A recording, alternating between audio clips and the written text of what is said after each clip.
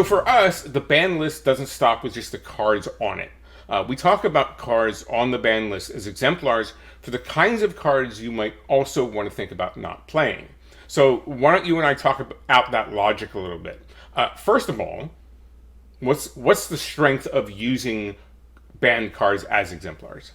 So this is actually a very interesting area because as we talked last time I was on, we talked a lot about how the RC shared a vision, but not necessarily exact implementation details. And this is one I think where everybody on the RC has a slightly different take about what it means to be an exemplar on the ban list.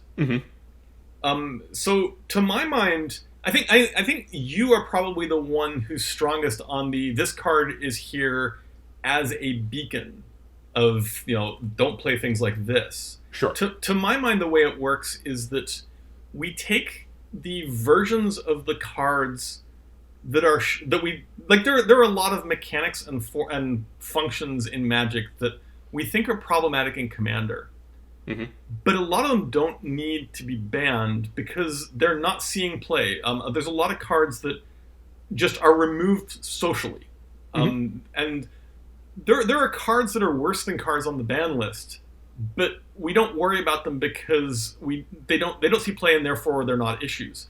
So to my mind, the ban list is the cards that are in these categories of cards that we find very problematic or don't really want in the format.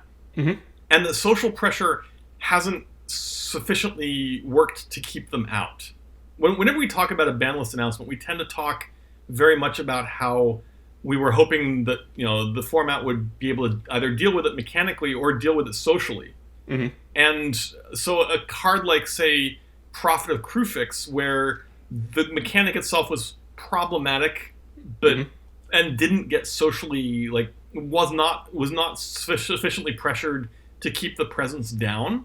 It was very much that's sort of the sweet spot in my mind for how we keep a small ban list while still having the cards represent the cards that we think are problematic for the format. And go ahead. Well, I was going to say that. So, for example, in the case of Iona, even though Iona had been out for many years, the question we constantly asked ourselves, and Iona came up a bunch, and periodically we talk about it, and the question was always, is this card seeing play, or are people keeping it out? And it's worth noting that this is extremely hard data to gather. It's not like we can just sort of go to Magic Online and do number crunching, because as we've talked about earlier in this particular show, the huge numbers of Commander players don't have the level of interaction that a lot of us, as very heavily invested players, think players have with Magic. And what the tipping point for Iona was a point where we decided, yes, there's actually a lot more play of this card than we think there is. And when we started to see evidence of that, and so Iona as a card we definitely didn't want, particularly in the format, but was fine as long as nobody was playing it. As soon as we start seeing evidence that there's a lot more play, then it moves from the sort of, we don't need to act on this because the other message of the ban list is keeping it banned, to, nope, okay, this one's actually seeing enough play that social pressure isn't working sufficiently. Right.